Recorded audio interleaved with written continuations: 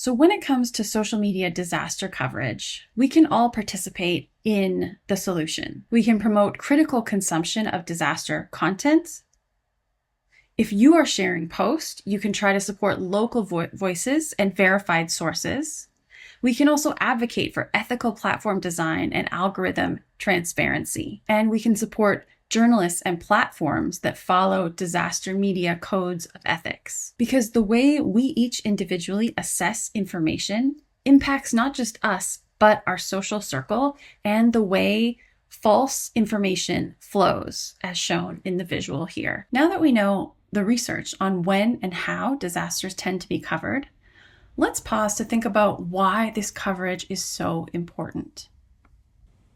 Almost everything we know about disasters that take place in distant locations is determined by what we read, see, or hear in the media. Often first on the scene, media are called upon to play three crucial roles as disasters unfold. First, the media helps shape how the public thinks, feels, and responds to these events. Media inform public awareness, perception, and humanitarian intervention. The narratives chosen can encourage the public to adopt particular ethical standpoints, feelings of care, responsibility, indifference, or even apathy. Media can influence how sympathetically victims are portrayed and the urgency of action called for. Such news reporting, researchers suggest, enables the public to, quote, bear witness to the distant suffering, the shock, grief, fear, anger of disaster victims, and the willingness of the public to donate money for humanitarian aid. In fact, public donations can be skewed by the amount of media attention a disaster receives. Brown and Minty in 2008 found that the 2004 Boxing Day tsunami in the Indian Ocean saw internet-based donations increase by 2.5% for every additional minute of televised news coverage. For Bernard Kouchner, the founder of Doctors Without Borders, where there is no camera, there is no humanitarian intervention. Such observations are reminiscent of what is called the CNN effect. That is, where round-the-clock coverage and the use of shocking images or narratives enables the media to exert pressure on politicians and the public to intervene now. But there is a darker side to this CNN effect. Unless the conflict or disaster meets certain tacit criteria about perceived newsworthiness or commercial interests, the story will not be reported. The damage caused by conflicts and disasters grows considerably when no one is paying attention or holding those involved to account.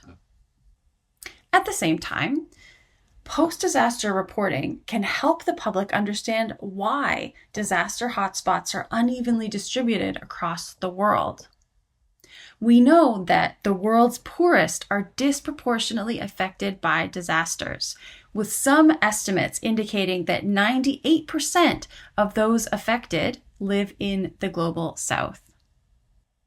It's important for the public to be mindful that social, political, and economic factors create the conditions for and worsen the impact of disasters. Things like unequal trade agreements globally can increase the vulnerability of those living in emerging economies. The media have the ability to highlight why disasters in the global south have decidedly higher rates of mortality and displacement compared with those in the global north. Such understanding can help shift the focus away from what has been called disaster porn, where images of destruction, rescues, and uplifting stories become a form of entertainment to plug sponsored products and services and to boost sales, and instead focus on why some regions lack the capacity to cope. Second, journalists can scrutinize how government bodies, public officials, and private organizations performed in the lead up to and the aftermath of a disaster. Importantly, the media can hold them accountable. For example, There was a political controversy involving the estimated death toll in Puerto Rico following Hurricane Maria in 2017. This controversy is a prime example of the media's important role in post-disaster reporting. Initial reports claimed just 64 people had died, but that figure was later revised to close to 3,000 people by George Washington University researchers.